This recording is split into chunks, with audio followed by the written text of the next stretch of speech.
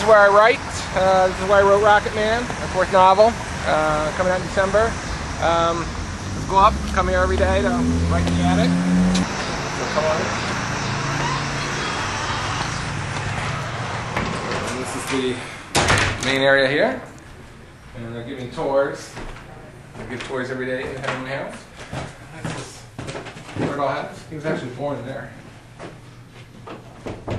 And this is the door of the attic. This is where I write. You can see this little, they put a little thing up here for the new book coming out. And well, this is basically where I come to write every day.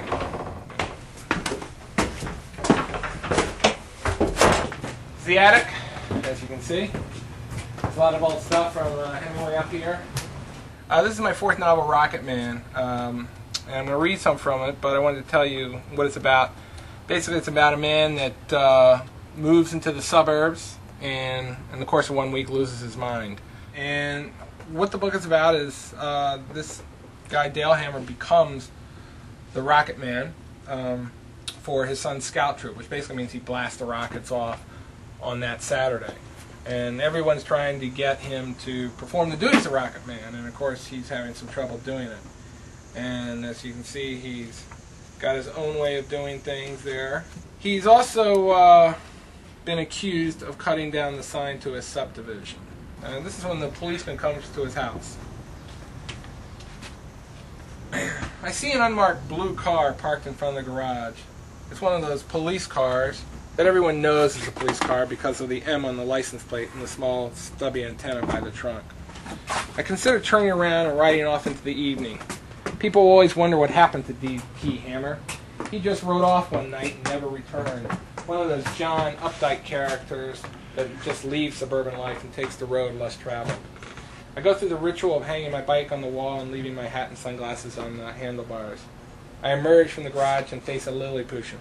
"Daddy, are we going for a ride now?" My son appears. "Hey, Dad, we going to throw that football like you said?" I look at Dale Jr. and Angela, deciding which crisis to address. Promise is broken to the police. "You told me yesterday we would play football today," Dale Jr. complains. The memory of elephants these children have. "Listen, guys, I have to go and talk to this man." "You mean the cop?" "Right, the cop," I nod. "But after that I'll go riding with you, Angela, and throw the football, Dale." The round tears descend from my daughter. "You said we'd do it now." "Angela, quit crying." I glare at Dale Jr. "Let me handle this, son." The lip quivers, the eyes flood. "You said we'd go riding." "Wah!" The light of the kitchen breaks into the garage. "Angela, Dale, Grandma's on the phone." My wife then looks at me. "You can cook the burgers when you're finished with your visitor." A conversation with Grandma breaks the spell of a ride with Dad, and I am suddenly alone in the garage. Wendy peers at me from the lit doorway. "He's in the library." "Yeah, I know," I say, trying to sound as casual as a man can when the police are waiting for him. I'm now annoyed. If this was a real crime, then the cop would not be waiting for him. He would be in the kitchen with a warrant, running into the garage when the perpetrator rode in.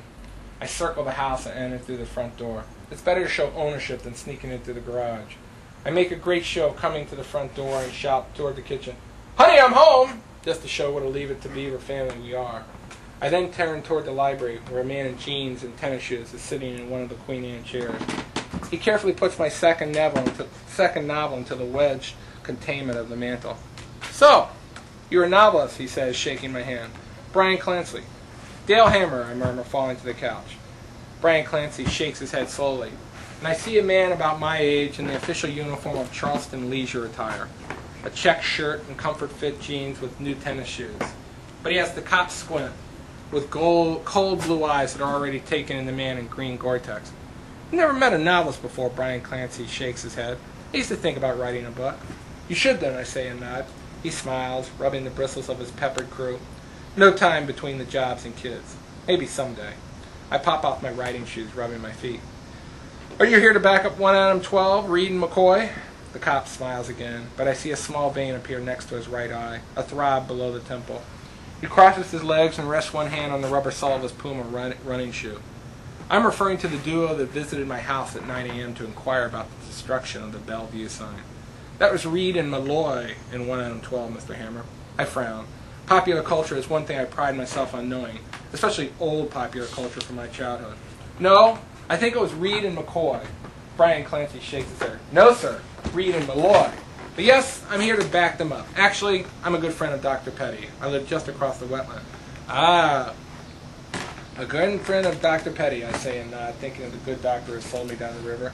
Actually, my wife and Tammy Petty work at the same hospital. This is really an unofficial visit. Good. I was worried it might be official and I would have to call my lawyer. Clancy laughed, shaking his head. No need for that. Like I said, I'm just a personal friend of Dr. Petty here to, well, see if I can clean up the situation. The situation. The blanks filled in. I'm ready to dispense of Sergeant McGruff and Tennishes. Just one big happy family, I murmur. The eyes turn into a cop as he leans forward. Listen, Mr. Hammer. Dale. Call me Dale. He nods, not listening anymore, interrogating. Dale. Dr. Petty filled me in and wants us to be taken care of quietly. Brian Clancy hooks a thumb on his running shoe. Dr. Petty doesn't want to create a rift in the neighborhood, and I think he wants to avoid legal action, if at all possible. So again, I come over here in an unofficial capacity to act as an intermediary. I lean back into the couch, nodding slowly. Oh, unofficial capacity. You should have brought a station wagon and then left the squad at home. He lets this pass, his eyes growing duller by the second. My point is, I think Dr. Petty would be fine if you would just pay for the sign and have it restored to its previous condition. I then can get the police report, and no one will be wiser. The friendly blue eyes are now like two small bullets. So you're saying, officer, Detective Clancy. The eyes are now downright hostile. I am clearly the criminal. What you're saying, Detective Clancy, is that if I confess to a crime I didn't commit and pay for a sign I didn't destroy, then there will be no charges filed. What I'm saying, Mr. Hammer, is there's no reason to make this a bigger thing than it is. I think you agree we should handle this quietly. I lean back on my couch, conscious that I'm wearing a fluorescent green biking shirt and skin-tight shorts. Not the kind of attire a man wants to have when dueling with the law. That would be fine, Detective, if in fact I did cut down the sign. Detective Clancy studies the perpetrator. Mr. Hammer, why do you want to stir up all this shit? I know a little bit about you. I know you don't exactly fit in. I know you moved from Oakland, and I probably know why. You got a lot of yuppies who want to live by the big bag city until their kids get mugged. And then they run out here with their liberal bias, and they don't call it white flight. They call it buying a bigger house. Oh! So what? You investigated me? Detective Clancy raises a finger from the armchair and looks bored. Clearly there is a football game on tonight that would be more interesting than playing dueling banjos with a writer. Look, you moved out here, Mr. Hammer, and you've got to fit in now. This is where conservative people live who want to raise their families. Detective Clancy shakes his head sadly. Ain't no rebel without a cause out here because there ain't no causes. You want causes? Go back to Oakland.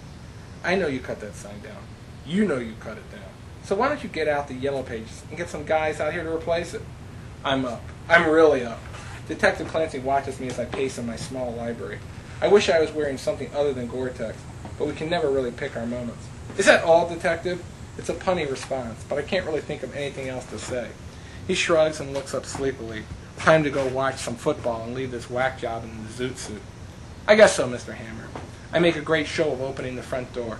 Detective Clancy has a faint grin on his lips as he pauses in front of me. You know, we're going to have to prosecute you, he says in the tawny light of the front porch. Let me ask you something, Detective Clancy. Don't you have any real crime to solve? Don't you have anything else to do but drive out here and accuse someone of cutting down a sign? He frowns and shrugs. No. So now I can spend all my time riding your ass. Have a nice night, Mr. Hammer. I slam the door and walk back into the library. I sit down in the Queen Anne and stare at the collected works of D.T. Hammer on the mantel. Reed and Malloy, I mutter, realizing he was right. Okay. You know, Rocket Man is really relative to a time, especially during this election, where here's a man who's trying to make up his mind as to what kind of life he's going to lead. He's, like a lot of us, struggling, going through a lot of hard times, but in it, he's trying to find his own individuality and find a real life. And I think, like all of us, he bought into the system and found out that the American dream, the cost of it, and also the payback was empty. So it really is, it's about this arc, and bringing the whole rocket motif. He's really just firing up, trying to go as high as he can, and then, you know, see if he can land. And that's really, if there's a metaphor for this book at all, that's what it is. It's this reaching up for this American dream that is so elusive and now has become so pernicious.